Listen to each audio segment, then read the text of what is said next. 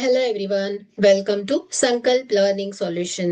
Dot situation. In this topic, see the question number 33. From amongst the figure marked 1, 2, 3, 4, select the figure which satisfies the same conditions of placement of the dots as in the figure X. Okay, so ಇಲ್ಲಿ X figure ಅನ್ನ observe ಮಾಡಿ.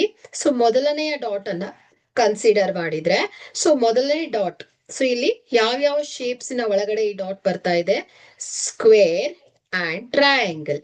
Second dot ಅನ್ನ consider ಮಾಡಿದ್ರೆ circle triangle.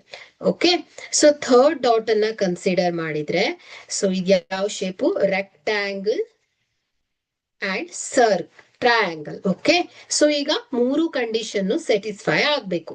ಅಂತಹ similar figure ಅನ್ನ ನಾವು placement of the dots ಇರ್ಬೇಕು. Okay, so ಇಲ್ಲಿ ನಾವು ಫಸ್ಟ್ ಎಕ್ಸಾಂಪಲ್ ಆಪ್ಷನ್ ಅನ್ನ ಅಬ್ಸರ್ವ್ ಮಾಡಿದ್ರೆ ಸರ್ಕಲ್, ಸ್ಕ್ವೇರ್ ಮತ್ತು triangle. So this is the common point in the shape of square and triangle. So first condition satisfy ಆಗ್ತಾ ಇದೆ.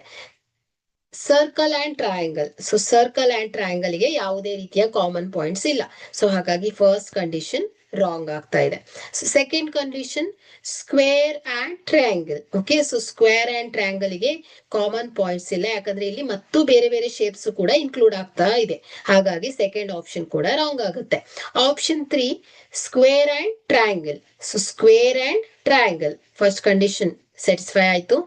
Second one circle and triangle. So circle and triangle, so ಈ points ಅನ್ನ consider ಮಾಡಿದ್ರೆ circle and triangle satisfy ಆಗುತ್ತೆ.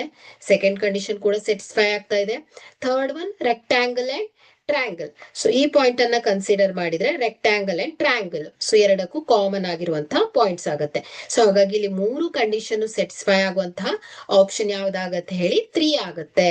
So okay, so here 3 is the right answer. Thank you.